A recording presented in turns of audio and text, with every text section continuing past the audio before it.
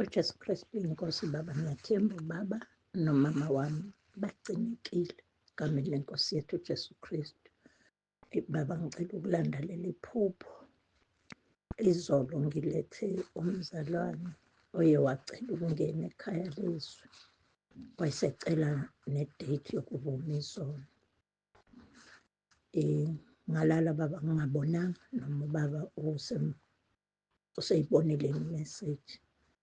Uma sekuzosa namhlanje ngiyaphupha, ngiphupha sisendaweni kungathi sisendlini yenkonzo, bese uyangena baba, bese uphethe amaphepha, bese uhlala esihlalweni esiseduze kwami, bese unginikeza amaphepha abe u-3. Uma uqeda ukunginikeza la maphepha bese ngiyalufunda elokuqala. Phezulu isihloko besibhala ukuthi umvuzo, bese kuba nenamba u-7 eceleni. Ubhalwe ukuthi umvuzo, ubhalwe ngamagama amhlophe, i-colour shade ku-blue. Then belibhaliwe-ke lona angifundanga, kodwa ngifunde ukuthi umvuzo, kwase kuba nenamba u-7 eceleni kwakhona. Wawusuyasukuma baba, ubuwaphethe la maphepha emaningi, wawusuyasukuma usubuka emuva kubazalwane bengihlezi esihlalweni esiphambili. Kukhona waqalaza njengokuthi khona obufuna ukubanikeza nabo lawo maphepha. Wasuqala iculo, ikhorasi endala nje eyayithi umzalwane, wayiqala babethi umzalwane owehlukene nesono uyaphile kuJesu athi gelekeqa. Ngase ngiyaphaphama ngoba nami ngiqalile ngayivuma leyo chorus, ngase ngiyaphaphama. Uma ngiphaphama sengiphapheme bese ngithatha ifoni.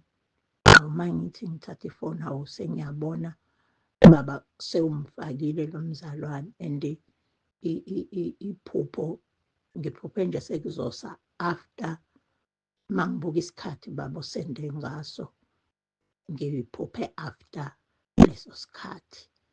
Ithi inhliziyo yami, hawu, kanti ukufaka umuntu ekhaya lezwi nokuvuma izono kunomvuzo ophelelisiwe ngoba inamba u-7 isho ukuphelela. uJesu Kristu inkosi, amen.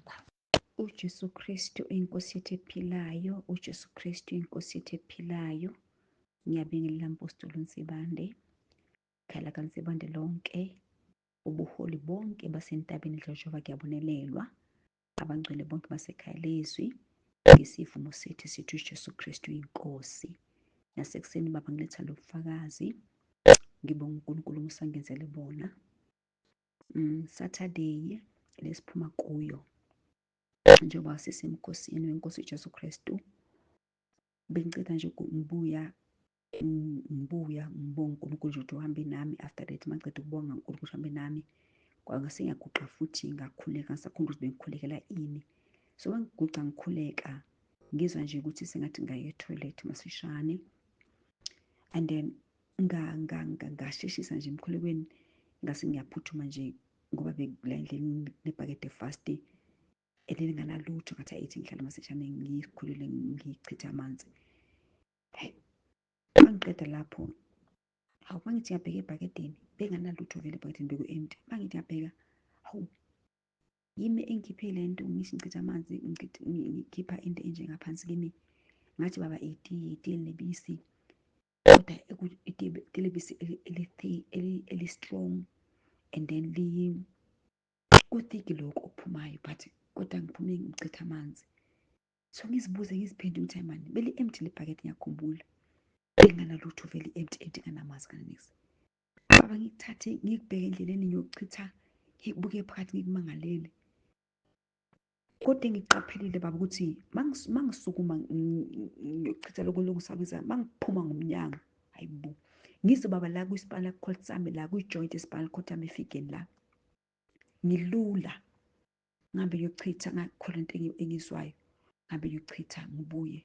Hayi mani, ngizwa ukuthi khona kwenzakalele ngilula, ngoba baba esikhathini esiningi bekuthi mangabe into eheavy bengakhona ukuyiquka, la kuzongathi kube ngathi kuyaphuka la kwispinal cord, la ekhalweni emuva la joint khona spinal cord, kube ngathi kuyaphuka into esinto engakhona ukuyiphakama. Mabe ngigobile, mangizosukuma kuba umsukuzuko omkhulu, uze ukuthi i-back la ispine kubuhlungu. So baba, ngiletha ukubonga uNkulunkulu kakhulu, okhiphilwa kade khona, kodwa uNkulunkulu ngikhululile. Baba, ngizibangale ukuthi ngiyakhona baba ukuka indishi, ngehle ngiyitepisi nje, ngikuke indishi ngesinda ngikuke. Hayi, uNkulunkulu ngiyambonga kakhulu baba, ungisindisile, ungiphilisile, ispine sami si-totally delivered and healed. UJesu Kristu inkosi ephilayo baba, ngiyabonga kakhulu, uNkulunkulu ungiphilisile. Yo, ngiyambonga uNkulunkulu kakhulu, ngithi uJesu Kristu inkosi ephila, Jesu Kristu inkosi baba, ngiyabonga. Amen. uJesu Kristu inkosi baba, uJesu Kristu inkosi. Inkosi ngikhombisa imbangela yokugula kwabantu uma beze ey'nkonzweni. Kunohlobo lwabantu oluyimbangela ukuthi abantu begule ngenxa yomnikelo wabo ongcolile, ongangcwele, ongaphilile. Bekhona isitsha esimhlophe esiklini, nabazalwane abanikelayo ngibona izandla ziyifaka imali esitsheni, iklini imali yakhona. Kwase kusuka ababili, omunye ubeke kumashonisa, omunye eyicele kubantu akajola nabo imali yokuthi agcine ekwazi ukuza ey'nkonzweni ngoba baphoqa isimo. Wahamba loya kumashonisa, wathatha umashonisa wabuya azonikela la esitsheni. Nalo munye wahamba wafika watshela abantu ajola nabo ukuthi abamuphe imali, bamnikeza wayesebuya-ke eseza nayo. Sathi beyifaka le mali phezu kwalo mnikelo wabazalwane oklini, iyayingcolisa yonke le mali, kubangazi ukuthi imali eshukwe ngezandla njengokuthi ibibanjwe ngomjuluko, imali eyiphepha bese ijika amadixi bemnyama ngenxa yokuthi ibanjwe ngezandla ey'ngekho clean.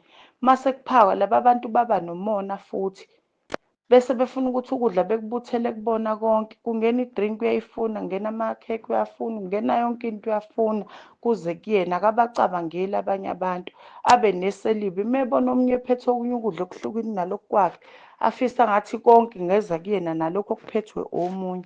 Izwi lenkosi iZaga 23 uvesi 6 kavesi 8 lithi ungadli ukudla koneselibi. Kunohlobo lwabantu oluneselibi olujezisa abanye abantu ngokuthi imali yakhe ungena esikweletini uzokhokha yedwa. Thina ngokungathithi bonke abantu bayazi ukuthi wena le mali uyithatha esikweletini, bese ingalokho kokuqubuka ukufa ekhanzini ngenxa yokuthi abantu bayibuthela intangazana yasendle. Ngithi uma uhambe uyothatha imali engcolile kubantu ojola nabo, ungashadile nabo, ujola nabo, uchitha ithempeli kaNkulunkulu. Uphinde uyothatha imali kamashonisa, umelene noNkulunkulu, kodwa uzonikela la kungathithi ufuna ukuthi usaphothe umsebenzi kaNkulunkulu ukuthi kudliwe, bese kuqubuka ukufa ekhanzini. Amakhosi esibili uchapter 4 uvesi 39 novesi 40. Ngiyanicela bazalwane, sengathi ningayihlola nibone ukuthi nisekukholweni ngempela yini. Ngiyanicela nizihlole, hlola umnikelo wakho ukuthi uthole kanjani, unikezwe ubani. Izwi lenkosi abaseKorinte besibili uchapter 13 verse 5. Ngiyanicela nizihlole, umnikelo wakho uthathephi, uze kanjani, uvele enkosini ngempela noma unikezwe usathane ukuze uyofaka ukufa ekhanzini. uJesu Kristu inkosi. Ngiyabulisa kutata umpostoli uSimanga nobaba uSimanga ngegama lenkosi. uJesu Kristu inkosi. Ngingumama Kika, ndihlale eSpring Cape eTinarha. Ndakhe ndabhala izono zam, kuqala ndandifumene ideyithi ndazibhala phantsi. Xa ndizibhala phantsi ndaphupha ingathi sisemthethweni ebandleni, ndiphethe isikhwama esindizawutshintsha ngayo impahla kuba ndingumama ozawunceda ekhishini. Xa ndisiya egumbini bendibeke impahla yam kweso sikhwama, ndiyabuzisa uba khange basibone ngoba ndifumaniseke uba asikho isikhwama esinempahla yam. Ndafumaniseka uba izono zam ndithe ndakuzibhala zixolelwe. Ndiyabonga, ndiyabulela kakhulu. Tata Mpostolo ngokuthi masibhale phansi izono zethu. Ndibulela kakhulu ngegama lenkosi uJesu Kristu inkosi. uJesu Kristu inkosi. Ndiyabulisa umpostoli uNsimande nomama ngegama lenkosi Yesu Kristu. Ndizile zokuba uba bendiphuphile ndakhe ndabhala ndizibhalela indaba yokuba ndibhale izono zam kuba ndandiyifumene ideyithi. Ndabhala phantsi zonke izono zam. Ndaphupha ebusuku, ndiphupha ingathi ndiya enkonzweni, khona umsitho okhoyo, ndiphethe ibhegi. Le bhegi ndiyibeke kwelinye igumbi kuba kukho iimpahla zam. Xa ndisiyokuthatha le bhegi kuba ndingumntu osebenza ekhishini kumama, ndiyothatha ibhegi, ndiyafika ibhegi ayikho. Ndiyibuzise kuthiwe hayi khange ibonwe. Ndiza baba ukuba ndithetha ngeli phupha ndithi ndithe ndawubhala izono zam ndafumaniseka izono zam zixolile. Ndiyabulela kakhulu baba, ndiyabulela kakhulu mpostoli inkosi. uJesu Kristu uyinkosi. Ngithembe ubaba usagcinekile nomama. Baba ngisacela ukuletha ubufakazi ngenkonzo yeyizolo.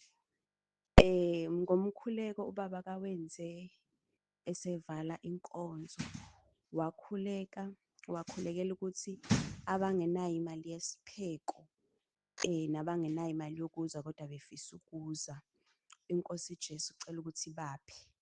Nangempela inkosi Jesu uphendulile lo mkhuleko.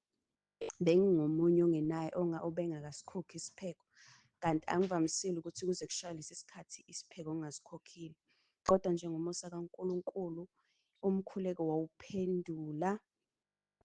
Kuthe nje emva kwenkonzo, after silalela inkonzo, kade sikhuluma nomama nobaba, sikhuluma nje indaba yakho ukuthi inkonzo seyisondele. Ngathi mina ngoba seyisondele inkonzo, mina ngoba ngingenayo ngisho imali yokuhamba nje, ngisho imali yesipheko kuze kushaye lesi sikhathi kuyaqala. Kanti sisazolalela inkonzo, ubaba avela akhuleke ngakho. Ngasho ngathi mina this is confirmation, ngizoyithola imali ngisho ngaphakathi emthandazweni silalela umkhuleko. Nangempela an hour ago wafika ubaba wathi imali seyingenile, khokha isipheko. Hawu, ngathi ngiyabonga Nkosi Jesu, ngiyabonga. Namhlanje sengiyitholile futhi nemali yokuza yokugibela. Ngiyambonga kakhulu Nkosi Jesu, ngiyambonga kakhulu. Siyambonga kakhulu Nkosi Jesu ngawe baba wethu uJesu Kristu inkosi, uJesu Kristu uyinkosi. Ngempela entabeni yendlu kaJehova kuyabonelela, ngempela uNkulunkulu wethu uyabonelela. uJesu Kristu inkosi, ngiyabonga. Jesu Kristu inkosi. Baba ngiyabingelela kubaba nomama abantwana bonke entabeni yendlu kaJehova kuyabonelela ikhaya lezwi. Ngiyambonga kakhulu uNkulunkulu bazalwane, wangigcinile kwaze kwaba la.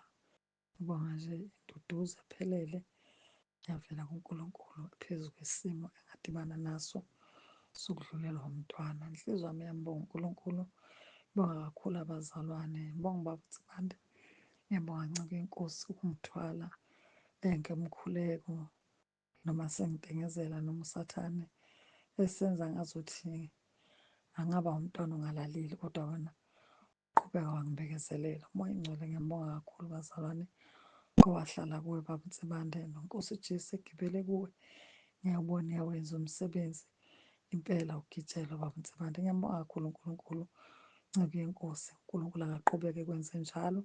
Siyakuthanda, isigcinele wena, sibiyelele wena kanye nomndeni wakho kuze kufike baba esiphethweni sokuphela komhlaba. uNkulunkulu asenzele umusa. Ngiyabonga kakhulu bazalwane, umkhuleko ngangithola ngawo phezu kwesimo enganginaso sokushiwa umntwana wami. Ngiyambonga kakhulu uNkulunkulu, ngibonela uthando, ngiwabonela amandla, ngibonela uNkulunkulu ithale induduzo enhlizweni yami yendumiso kakhulu. uNkulunkulu wangithwala bazalwane, ngiyambonga kakhulu uNkulunkulu. Bazalwane, ngibonga, ngicela ukuletha ubufakazi buningi bona, kodwa ngicela ukuletha ubufakazi bokuthi ngimbonile uNkulunkulu engisiza bazalwane, ngilungisa igceke, ngikhiphe ucingo oludala ngifake olusha. Kwaphuma amabhodlela abazalwane, umuthi, agqisha umuthi amathathu, amabhodlela angangumona lo phakathi nendawo. Number 3, aphuma amabhodlela lo mama engicentela, aphuma azaba mathathu, ngawashisa onke bazalwane. Angaze ngikhohlela, angaze ngisheke, angaze ngiqaqanjelwe isandla. Ngiyamkholwa uNkulunkulu ukuthi wenzele umsebenzi impela ufezile. Inhliziyo yami iyambonga kakhulu uNkulunkulu and iyamtusa bazalwane. Asihlaleni ekhaya lezwi, abasekhaya lezwi basentabeni bahlale entabeni. uNkulunkulu usilethele igumbi elikhulu lokucasha. uNkulunkulu usilethele i-umbrella epheleleyo yokusibiyela izikhiphela izinto ey'gqitshwe phansi ebesingekwazi ukuyigqiba. Ngakhula kuthiwa inyanga yabakhipha amabhodlela, kodwa uyakhipha ngoba ufike uyilandile wena, ifike iwakhipha iphinde ifaka wayo. Abanye basuke beqhamuke nawo, kodwa thina uNkulunkulu uyasikhiphela wona. Ngiyabonga kakhulu bazalwane. Igama elithi uJesu Kristu inkosi langisiza ngibamba amabhodlela ngiwalahla, angizange ngilimala, angizange ngisheke ngalutho. Ngiyabonga kakhulu bazalwane, uNkulunkulu abe nathi. uJesu Kristu uyinkosi. uJesu Kristu uyinkosi. Ngiyabingelela Baba egameni likaJesu, ngithi uJesu Kristu uyinkosi. Ngibingelela ekhaya lezwi nasentabeni kaJehova kuyabonelela. Ngibingelela umama, ngibingelele nabazalwane bonke.